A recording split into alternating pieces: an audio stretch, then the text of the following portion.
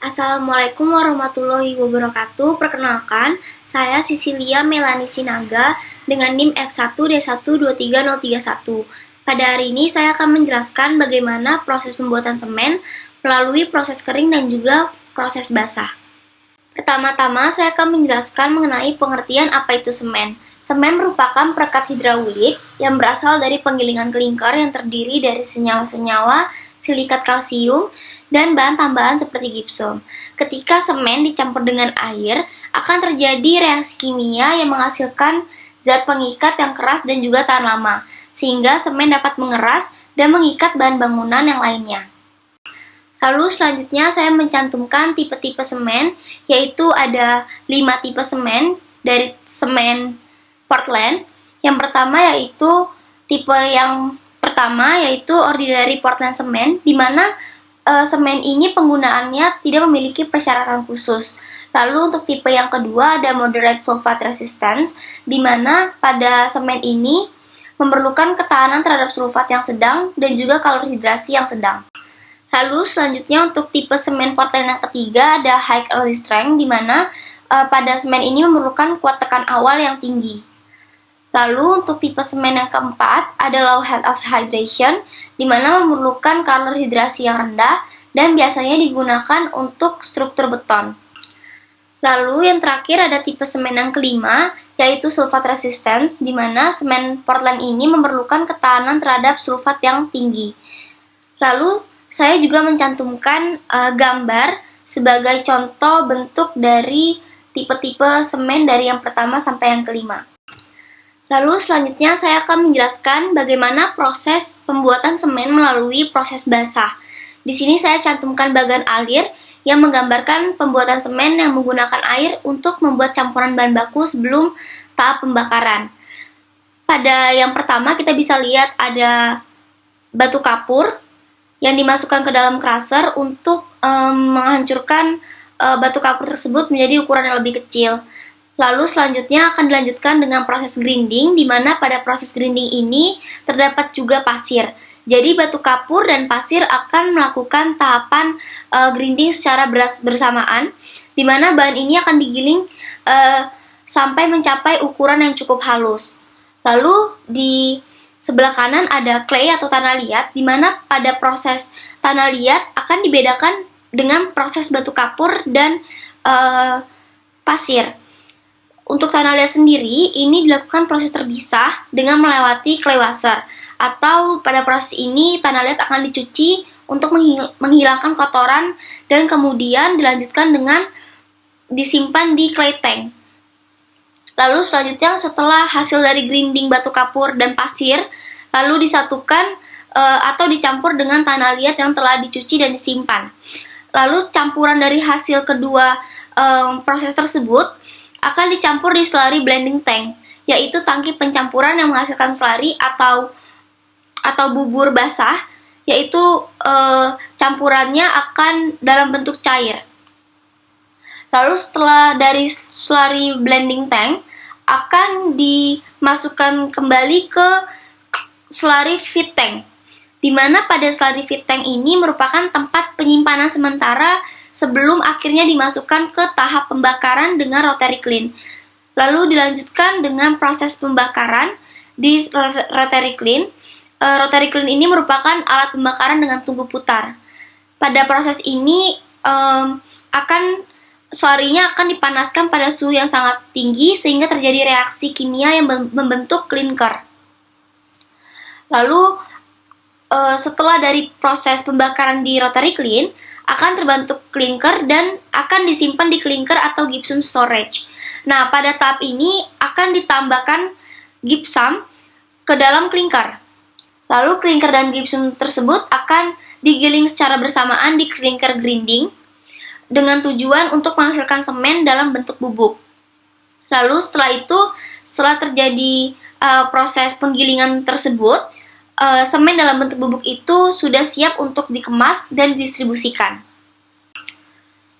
Lalu selanjutnya di sini ada rangkuman dari yang sudah saya katakan sebelumnya tentang proses pembuatan semen melalui proses basah yang dimulai dari crushing, grinding, lalu untuk tanah liatnya sendiri melalui clay washer dan juga clay tank, lalu hasil grinding batu kapur dan pasir serta tanah liat akan dicampur membentuk slurry blending tank, lalu dari slurry akan menuju rotary kiln dan membentuk clinker dan dicampur dengan gypsum, lalu disimpan di clinker gypsum storage, lalu keduanya akan digiling secara bersamaan di clinker grinding dan membentuk semen bubuk, lalu semen bubuk tersebut sudah siap dikemas dan didistribusikan. Selanjutnya saya akan menjelaskan bagaimana proses pembuatan semen melalui proses kering.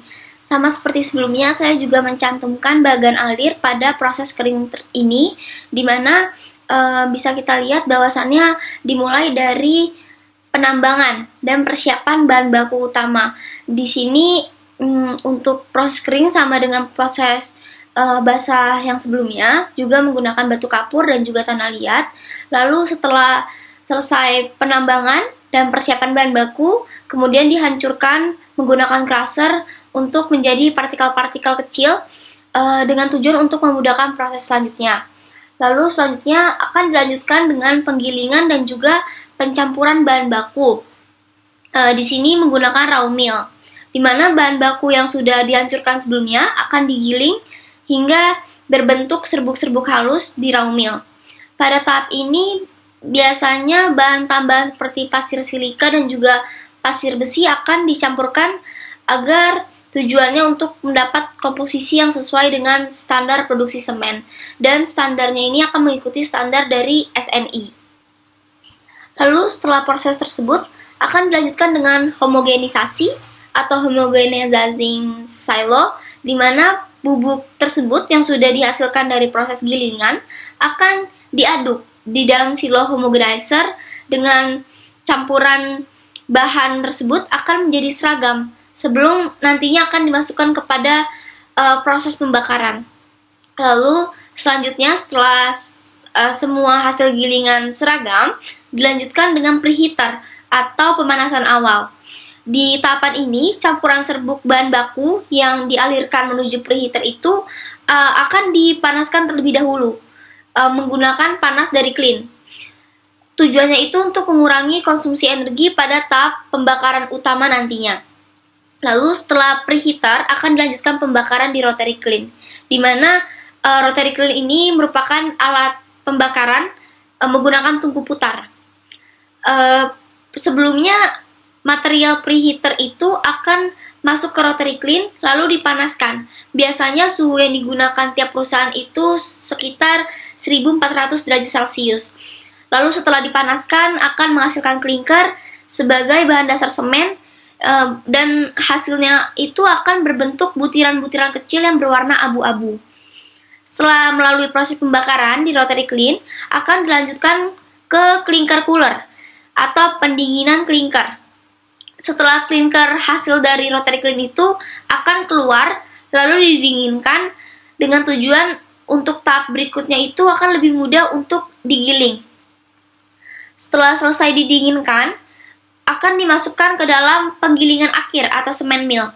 Clinker tersebut akan digiling bersamaan dengan gypsum. Lalu akan ditambahkan seperti fly ash ataupun trash di dalam semen mill. Lalu digiling sampai membentuk bubuk semen. Setelah itu, terbentuk bubuk semen, itu akan disimpan di dalam silo, kemudian dikemas, lalu sudah siap didistribusikan. Di sini saya juga mencantumkan video yang berisikan bagaimana sih proses kering tersebut dilakukan secara nyata, dan juga ada beberapa ilustrasi di dalam video ini bagaimana proses grinding dan juga crushing itu dilakukan pada proses kering.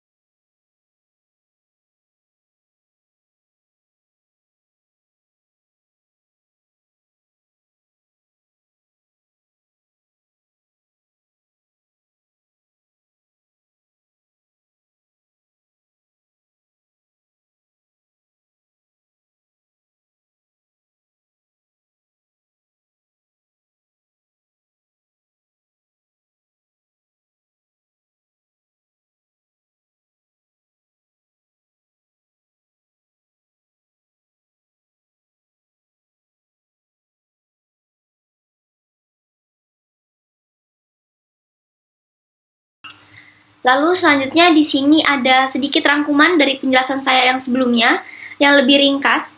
Yang pertama, proses kering ini dilakukan dengan tahapan awalnya